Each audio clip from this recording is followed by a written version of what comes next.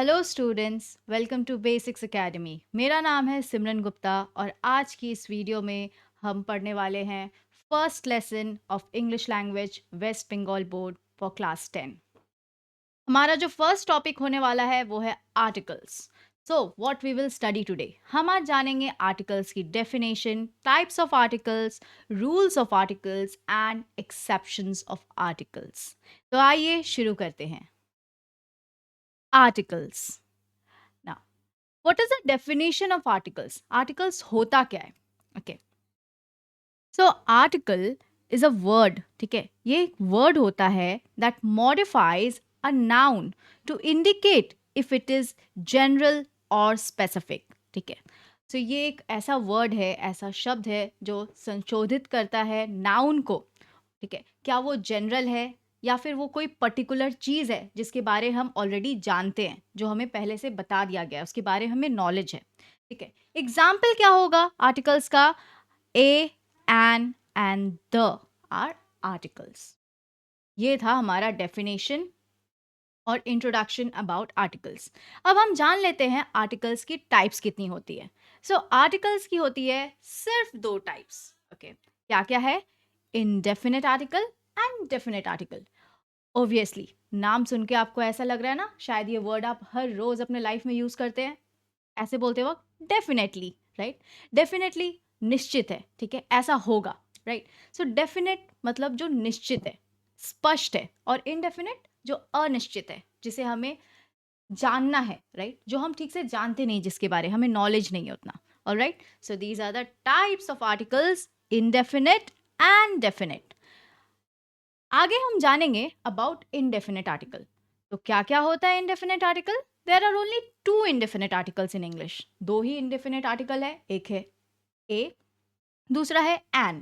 Okay, जैसे कि आप देख रहे हैं येलो कलर में हाईलाइटेड है ए एंड एन। इजी है? यस। अब हम जानेंगे सबसे इंपॉर्टेंट, इसके रूल्स क्या होते हैं और इन्हें यूज कैसे करना है हमें। ठीक है, विद एग्जाम्पल। सबसे पहला रूल है ए बिफोर कॉन्सोनेंट साउंड।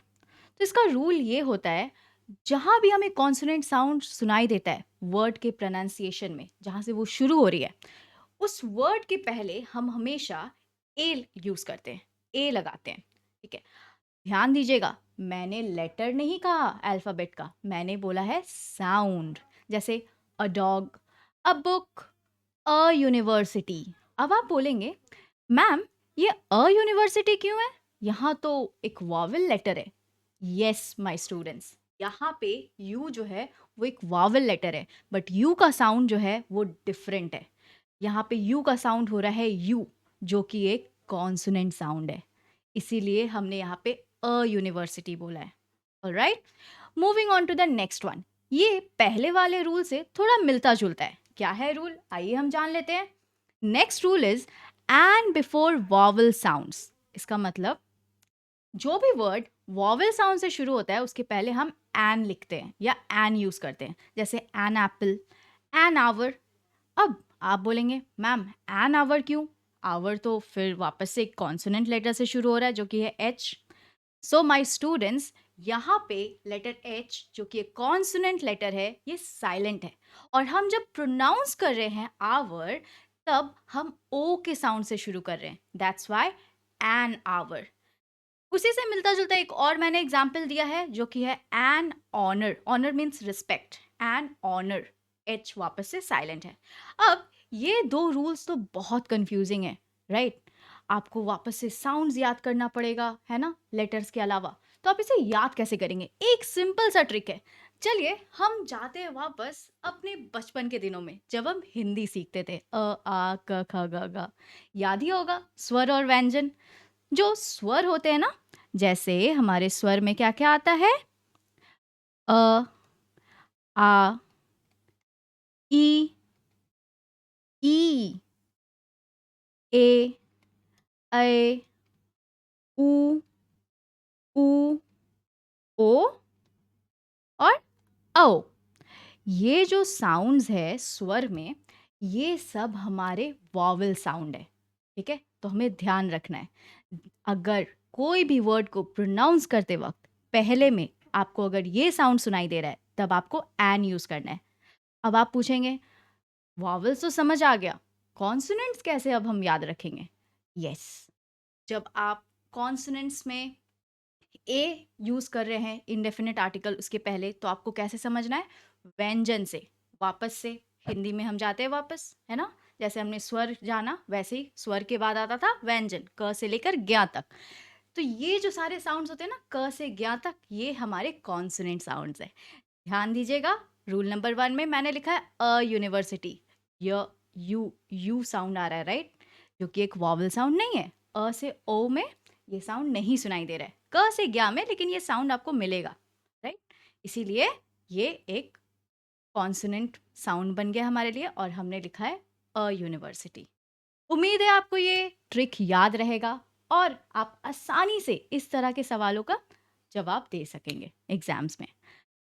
तो अब हम आगे बढ़ते हैं हमारे नेक्स्ट रूल की तरफ। आई होप आप सब इंजॉय कर रहे हैं ये tricks, okay, and learning about indefinite articles. Okay, so here we go with the next rule of indefinite article, that is general or non-specific item. General word है ना, सब हम यूज़ करते हैं, कास्ट में भी यूज़ होता है जनरल कास्ट, राइट? या फिर नॉर्मल भी, जनरल स्टोर जा रहा हूँ, कहाँ जा रहे हैं आप? जनरल स्टोर जा रही हूँ, जहाँ पे सारी चीज़ें मिलती है, राइट? कॉमन, नॉन स्पेसिफिक, कोई स्पेसिफिक चीज़ नहीं मिलती है, ठीक है? कोई खास, जैसे टॉयज शॉप है ना, या फिर आपका मिल्क शॉप, राइट? या फिर वेजिटेबल शॉप, ग्रॉसरी, इस तरह का नहीं, आप जनरल स्टोर जाते हैं जहाँ पे सारी चीज़ें मिलती है, कॉमनली कोई पर्टिकुलर सामान वहाँ पे नहीं मिलता है। वैसे ही आप याद रख सकते हैं ये रूल, जो कि है जनरल और नॉन स्पेसिफिक आइटम, ठीक है? तो जब हम बात करते हैं कोई नॉन स्पेसिफिक आइटम, किसी पर्टिकुलर आइटम के बारे नहीं, कॉमन आइटम के बारे, तब हम अ और एन यूज कर सकते हैं, जो कि है indefinite article. Example like I saw a bird, okay, late me highlight this for you in the sentence, I saw a bird in the park. अब यहाँ पे मैंने बोला अ बर्ड, तो ये कोई भी बर्ड हो सकता है, स्पैरो, हेन, पिजन, कोई भी बर्ड हो सकता है, अ बर्ड है ये।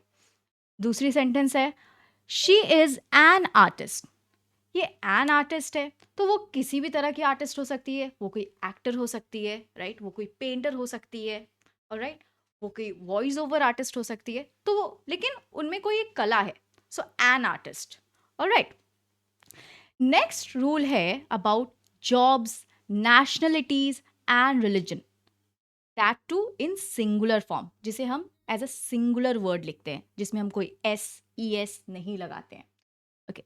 तब हम यूज करते हैं ए और एन, जब हम इस तरह के वर्ड्स लिखते हैं जो जॉब्स, नेशनलिटी और रिलीजन से रिलेटेड होते हैं। आइए देखते हैं इसके एग्जाम्पल में। यहाँ पे मैंने दो एग्जाम्पल लिया है। पहला है शी इज अ डॉक्टर, क्या है वो? A doctor. ये देखिए डॉक्टर का जो ड है ये कॉन्सोनेंट साउंड है, इसीलिए मैंने क्या लिखा है? A doctor. ये एक प्रोफेशन है। नेक्स्ट है he is an American, okay, A sound is again vowel sound, तो इसके पहले मैंने लिखा है एन अमेरिकन, राइट? तो ये एक नेशनलिटी बता रहा है। वैसे ही हम रिलीजन में लिख सकते हैं he is a Hindu, okay, और he is a Muslim, he is a Christian, right? Okay, so हम आगे बढ़ते हैं। Next rule is about expressions of quantity. Quantity, माप तौल, राइट? हाँ, तो हम क्वांटिटी के एक्सप्रेशंस के साथ भी ए और एन यूज करते हैं, लाइक अ डजन एग्स और a few minutes, a lot of people, okay? यहाँ पे dozen, few minutes, a lot, ये सारे क्वांटिटी के बारे में बात हो रही है। तो इसके पहले हमने क्या यूज किया? Indefinite article like a or N. Next rule है इज अबाउट सिंगुलर और काउंटेबल नाउन, जो कि पहली बार मेंशन किया गया है, जिसका इंट्रोडक्शन हम पहली बार उसके बारे में जान रहे हैं, इंट्रोडक्शन हो रहा है सिर्फ। वो सिंगुलर होना चाहिए, एक होना चाहिए, राइट? और दूसरी बात, उसे हम गिन सकते हैं, काउंटेबल होना चाहिए। जैसे कि आई नीड अ पेन, मुझे एक पेन चाहिए, ठीक है? Let me highlight this for you, I need a pen, वो कोई भी पेन हो सकता है, रेड पेन, ब्लू पेन, नहीं पता हमें। उस पेन को हम गिन सकते हैं और वो एक सिंगुलर फॉर्म में, पेन्स नहीं लिखा हुआ, एक पेन, वन पेन, राइट? या फिर ही हैज़ एन अम्ब्रेला, उसके पास एक अम्ब्रेला है, एक छाता है। वो किस तरह का छाता है? फैंसी छाता है, ब्लैक एंड वाइट, ठीक है, ओल्ड न्यू किसी भी तरह का हो। इन जनरल वो एक छाता है, हम उसे गिन सकते हैं और वो सिंगुलर फॉर्म में लिखा हुआ है। Next, exclamations with singular countable nouns. Exclamations क्या होते हैं? जब हम किसी सेंटेंस में स्ट्रॉन्ग फीलिंग्स, ठीक है, शेयर करते हैं, बताते हैं, राइट, इस तरह के सेंटेंसेस को हम एक्सक्लेमेटरी बोलते हैं। और वहाँ पे जो वर्ड होता है ना, वाओ, ब्यूटीफुल, ओ गॉड, ओके, इस तरह के वर्ड्स को हम एक्सक्लेमेशंस बोलते हैं। तो एक्सक्लेमेशन के साथ सिंगुलर और काउंटेबल नाउन भी जुड़ा होना चाहिए, तभी हम इस तरह के सेंटेंस में अ और एन, जो कि इनडेफिनिट आर्टिकल है, यूज कर सकते हैं। कैसे? आइए जानते हैं। तो बेसिकली मैंने यहाँ पे व्हाट और सच से शुरू होता हुआ सेंटेंस की एग्जांपल लिया है। एक्सक्लेमेशन सेंटेंस जो है ना, हाउ से भी शुरू होता है, बट हाउ में हम ज़्यादातर आर्टिकल्स यूज नहीं करते हैं। आइए देख लेते हैं एग्जाम्पल, ठीक है, ताकि हमें याद रहे अच्छे से। जैसे व्हाट अ ब्यूटिफुल डे, यहाँ पे अ ब्यूटिफुल डे लिखा है मैंने। ब्यूटिफुल एक एडजेक्टिव है जो कि डिस्क्राइब कर रहा है डे को।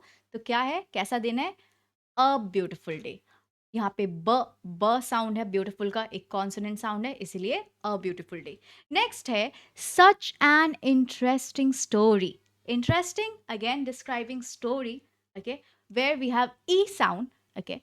तो ये एक वॉवल साउंड है, इसके पहले हमने एन लिखा है, okay. I hope you understood this. Moving on to the next rule, that is group or category membership.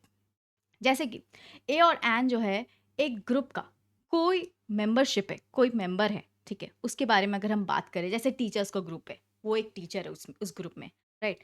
Artist के ग्रुप है, उसमें वो एक आर्टिस्ट है उसी ग्रुप का। तो हम इस तरह से अगर बात करते हैं ना किसी भी ग्रुप के मेंबरशिप के बारे में भी, तब भी हम ए or N indefinite article use कर सकते हैं। For example, he is a teacher और she is an artist, right. तो ये हमारे प्रोफेशन वाले रूल से भी मिलता जुलता है, right? Okay, so moving on to the next rule, that is meaning any one of something।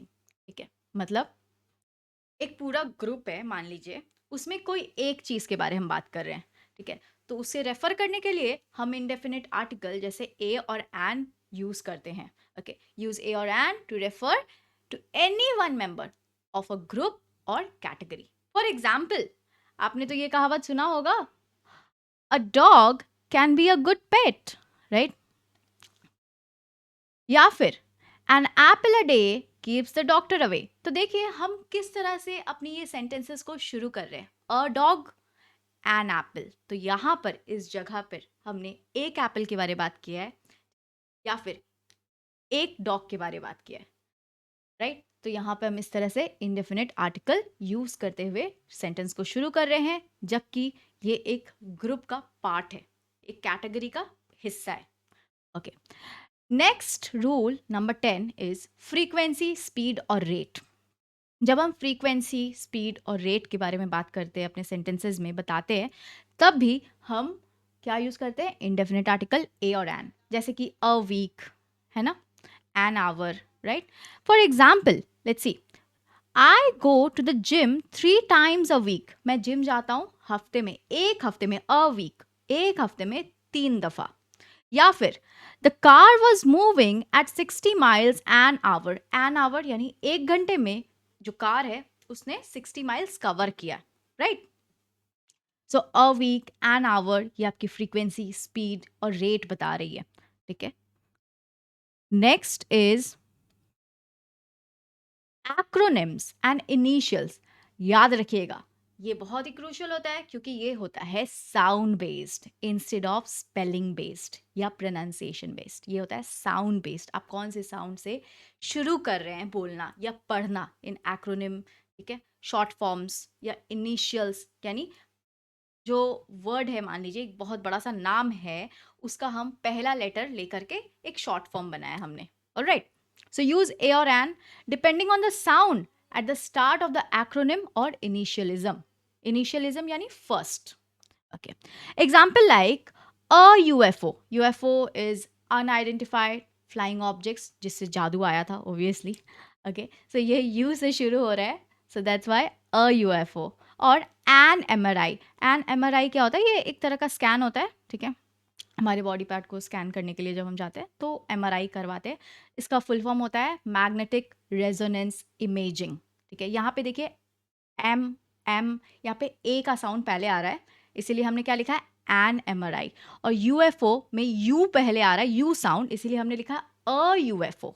Alright, next is idiomatic phrases. ये इडियोमैटिक फ्रेजेस क्या होता है? पहले हम फ्रेजेस का मतलब जान लेते हैं। फ्रेजेस मतलब ग्रुप ऑफ वर्ड, ठीक है, जिसमें ना कोई सब्जेक्ट होता है ना कोई प्रेडिकेट होता है, फिर भी ये ग्रुप ऑफ वर्ड होता है जिससे हमें थोड़ा बहुत मीनिंग तो पता चलता है, राइट? जैसे एट द कॉर्नर, है ना, जब कोई बोलता है वेयर इज माई पेन, तो कहते हैं ना एट द कॉर्नर या इन द कॉर्नर, मतलब समझ आ रहा है, थोड़ा बहुत कुछ समझ आ रहा है, इस तरह से।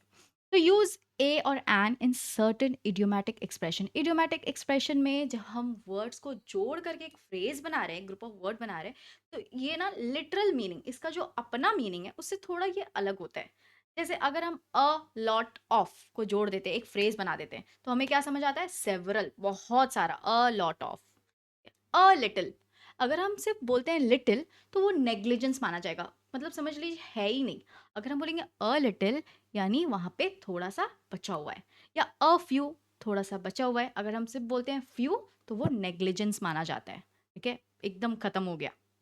ऑलराइट, सो यहाँ तक था हमारा indefinite articles, how to use a or an with the sound of vowel or consonant in our sentences, also following the rules, जैसे कि acronyms में कहाँ पे यूज़ करना है, इनिशियलिज्म में कहाँ पे यूज़ करना है, idiomatic phrases में हम कैसे यूज़ करते हैं, और इसी तरह के कितने सारे रूल्स हमने आगे बढ़ते हैं और जानते हैं डेफिनेट आर्टिकल के बारे में।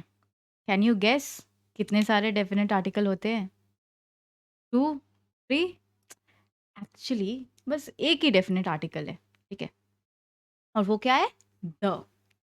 ये ध्यान में रखिएगा, कभी कभी द का जो प्रोनाउंसिएशन होता है वो होता है दी। ये कब होता है?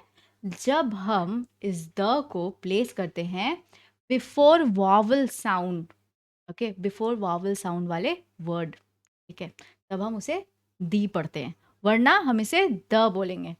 ओके, कुछ लोगों की ऐसी हैबिट होती है, वो द को जब भी देखते हैं वो दी पढ़ते हैं, तो ऐसा रूल नहीं है। बस वॉवल साउंड वाले वर्ड के पहले अगर हम द लिखते हैं तभी वो दी बनता है, वरना उसका प्रोनाउंसिएशन द ही रहेगा। तो आइए शुरू करते हैं रूल्स और हमारे एग्जाम्पल्स को समझना। ठीक है, तो सबसे पहला रूल जो है हमारा वो है रेफरिंग टू समथिंग स्पेसिफिक और नोन। याद है हमने इंडेफिनिट में क्या पढ़ा था? नॉन स्पेसिफिक और जनरल। अब ये क्या है जिसके बारे में हम जानते हैं, और स्पेसिफिक वाले चीज़ों के लिए हम क्या यूज़ कर रहे हैं? द।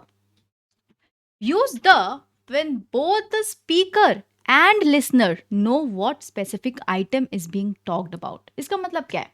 मान लीजिए आप और आपके दोस्त अचानक से मिले रास्ते में और आपने बात करना शुरू कर दिया किसी एक चीज़ के बारे में। वो चीज़ अब एग्जैक्टली इंट्रोड्यूस नहीं कर रहे पहली बार, ठीक है, वो चीज़ आप दोनों को पता है किस बारे में बात कर रहे हैं, ठीक है, आपके दोस्त को भी पता है, आपको भी पता है, तो बस आप उस चीज़ का एक नाम ले रहे हैं, मान लीजिए पेन, ठीक है, वो रेड पेन हो सकता है, आप दोनों के माइंड में क्या है? रेड पेन, आप जानते हैं ऑलरेडी, ठीक है, लेकिन आप उसे कैसे एड्रेस कर रहे हैं? Just pen, the pen, alright, specific item. तो मैंने यहाँ पे एक और एग्जाम्पल लिया है जो कि बहुत ही ज़्यादा कॉमनली यूज होता है, ठीक है, जो है प्लीज क्लोज द डोर। ठीक है, मैं यहाँ हाईलाइट कर देती हूँ आपके लिए, प्लीज क्लोज द डोर। मान लीजिए आपके टीचर ने आपको रिक्वेस्ट किया या फिर कमांड दिया प्लीज क्लोज द डोर, ठीक है, तो आपके स्कूल में बहुत सारे डोर्स होंगे, राइट, तो आपको कौन सा डोर क्लोज करना है और आपकी टीचर आपको कौन सा डोर क्लोज करने की कमांड दे रही है वो आप दोनों को पता है। Okay, so a specific door known to both, कौन सा डोर क्लोज करना है आप दोनों को पता है, यहाँ पे इसीलिए हमने द डोर बोला instead of a door. Alright, moving on to the next rule, that is when something is mentioned again, जिसके बारे में हम वापस से दोहरा रहे हैं अपने सेंटेंस में, अपने बातों में, ठीक है. Use the when referring to something already mentioned. जैसे आई सॉ अ डॉग, मैंने एक कुत्ते को देखा. The dog was barking loudly, और वो कुत्ता जोर जोर से भौंक रहा था. तो पहले हमने बोला अ डॉग, जब हम उस डॉग के बारे में बात कर रहे हैं फर्स्ट टाइम, तो अ डॉग एक इनडेफिनेट आर्टिकल.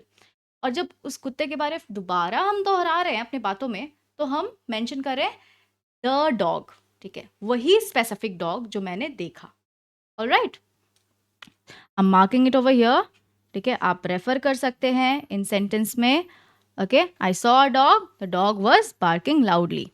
ठीक है, यहाँ तक आई होप आपको इजी लग रहा होगा. तो आगे बढ़ते हैं नेक्स्ट रूल की तरफ, जो कि है यूनिक और one of a kind items. ठीक है, जो कि ये पूरे धरती में, पूरे संसार में बस एक ही है, या फिर एकदम अजूबा है, यूनिक है. तो उन चीज़ों के लिए हम द यूज़ करते हैं. जैसे कि द सन, हमारे सोलर सिस्टम में एक ही सन है हमारे पास, तो इसीलिए द सन. द मून, एक ही मून है हमारे पास, है ना. और हमारे सोलर सिस्टम में हमारा अर्थ भी एक लौता है, राइट. इसीलिए दी अर्थ. मैंने ध्यान दीजिएगा, मैंने बोला है the sun, the moon and the earth. Why the earth, मैंने आपको स्टार्टिंग में ही बोल दिया जब मैं आपको डेफिनेट आर्टिकल्स के बारे में बताना शुरू की थी, दैट अगर कोई वर्ड वॉवल साउंड से शुरू होता है और उसके पहले हम द लिखते हैं, we pronounce it as the and not the. Okay, next है superlative adjectives and ordinals. Ordinals number system होता है, cardinal number 1 2 3 4, ordinal number first second third fourth, right. और superlative adjectives, ठीक है, जैसे less, lesser and least. ये जो least वाला है, जिसमें हम एक से ज़्यादा चीज़ों को कंपेयर करते हैं इस डिग्री में, तो ये बन जाता है आपका superlative degree of adjective. Okay, so इस रूल को हम समझते हैं, use the with superlative adjective and ordinal number. For example, इसे अच्छे से समझने के लिए आइए हम रेफर करते हैं टू आवर एग्जाम्पल्स. यहाँ पे मैंने 2 सेंटेंसेस लिखा है, दोनों के लिए, एक सुपरलेटिव एडजेक्टिव और दूसरा है ऑर्डिनल्स के लिए.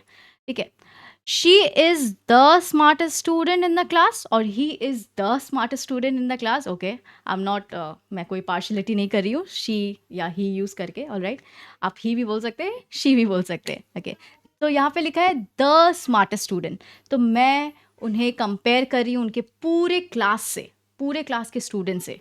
ठीक है, इसीलिए द स्मार्टेस्ट स्टूडेंट. हम सुपरलेटिव डिग्री ऑफ एडजेक्टिव वाले वर्ड के पहले द लगाते हैं. नेक्स्ट सेंटेंस है this is the first time. ये पहली बार है. द फर्स्ट, ये जो वर्ड है फर्स्ट, ये है एक ordinal number, that's why the first time. Okay, next one is describing a whole class और group, that too in plural और अनकाउंटेबल. जब हम बात कर रहे हैं एक होल क्लास या पूरे ग्रुप के बारे में, जो कि प्लूरल वर्ड में लिखा जाता है या फिर वो अनकाउंटेबल होता है, यानी हम जिसे गिन नहीं सकते, जैसे कि राइस, वाटर, ऑयल. ठीक है, तो हम यूज करते हैं द रेफर करने के लिए पूरे ग्रुप को, पूरे क्लास को, या फिर यूजुअली विथ प्लूरल और uncountable nouns. For example, the rich should help the poor. जो रिच क्लास होते हैं उन्हें मदद करनी चाहिए पुअर क्लास की, गरीबों की, right. The rich, the poor, ध्यान रखिएगा इस सेंटेंस में द रिच ये एक होल क्लास है, द पुअर ये भी एक होल क्लास है. Next is geographical location and natural features. Geographical location आपने पढ़ा ही होगा अपने ज्योग्राफी में, जैसे plains, plateaus, valley, mountain, oceans. Okay, now इनके जो नाम होते हैं, oceans, rivers, mountain ranges, desert या ग्रुप ऑफ आइलैंड्स, या फिर कोई भी तरह के ज्योग्राफिकल एरियाज, इन सब के पहले हम द लगाते हैं. जैसे कि for example the Pacific ocean, the Himalayas और द सहारा. सहारा एक डेजर्ट का नाम है, तो the Sahara, Himalayas, Himalaya range. ठीक है, ये तो आपको पता होगा. और द पैसिफिक ओशन, हमने जब ओशंस के नाम पढ़े थे, 5 ओशंस, तो हमने ये याद किया था, right. Next rule is about countries and place names that are plural और include states और kingdom.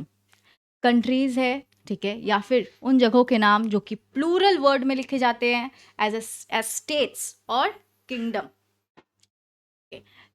जैसे कि हम इनके लिए वर्ड यूज करते हैं किंगडम, स्टेट या फिर रिपब्लिक भी, ठीक है, तो इनके पहले हम द यूज करते हैं।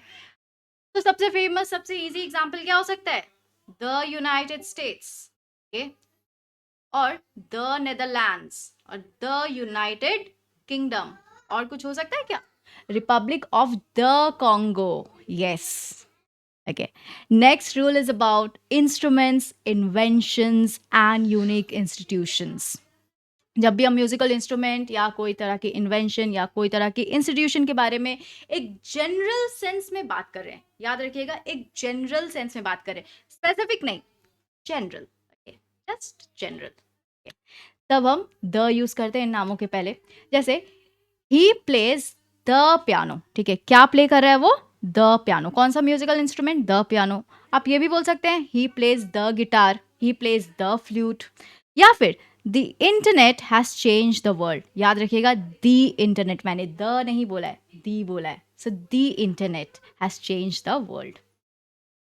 ये भी एक इन्वेंशन का नाम है, the internet. Alright, now will move on to the next rule, that is decades and historical periods. तो चलिए मूव ऑन करते हैं थोड़ा सा हिस्ट्री वाले पार्ट में। ज्योग्राफी हमने कवर कर लिया है, तो हिस्टोरिकल में क्या आता है आपका? जब हम डिकेड्स या हिस्टोरिकल पीरियड्स यानी ईयर्स को रेफर कर रहे हैं, जैसे द 1990s, ओके, या फिर द रेनाइंसेंस, द ग्रेट डिप्रेशन, तो इन नामों के पहले या ईयर्स के पहले हम द लिखते हैं, जो कि एक डेफिनेट आर्टिकल है।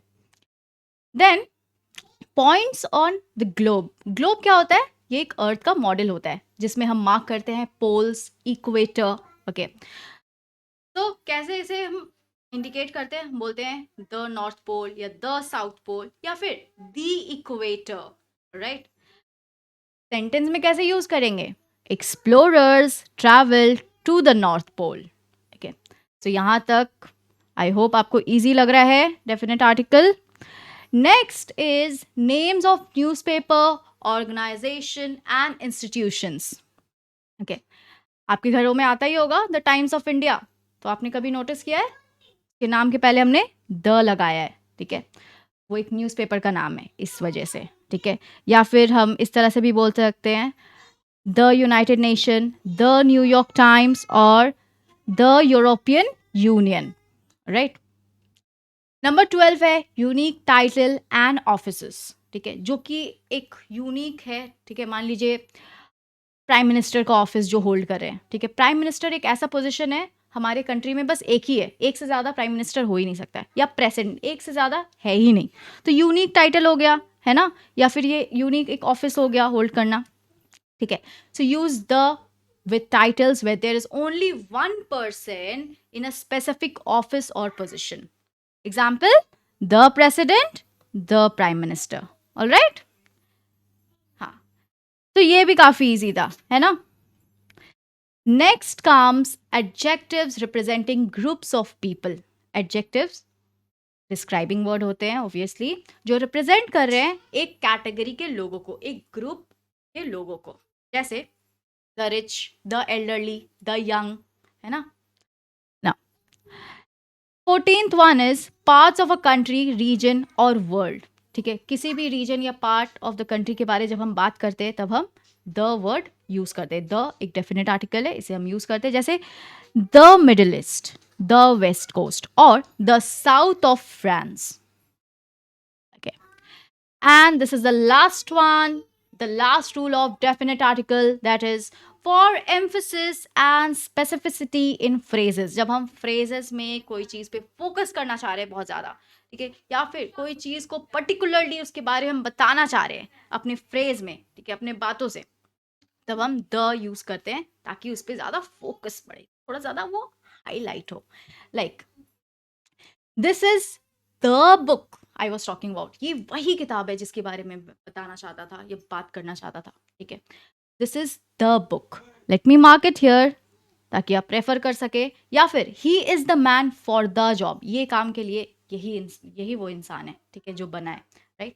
The man for the job, right. तो ये हम थोड़ा फोकस करके बोल रहे हैं। उम्मीद है आप सबको इजी वे में समझ आया होगा definite and indefinite articles. Thank you so much. और अगर आपको कोई भी डाउट है किसी भी रूल में, प्लीज़ कमेंट योर डाउट्स, ठीक है? हम कोशिश करेंगे आपकी डाउट्स को क्लियर करने की। और स्टे ट्यून्ड, नेक्स्ट वीडियो में हम सीखेंगे एक्सेप्शंस अबाउट आर्टिकल्स।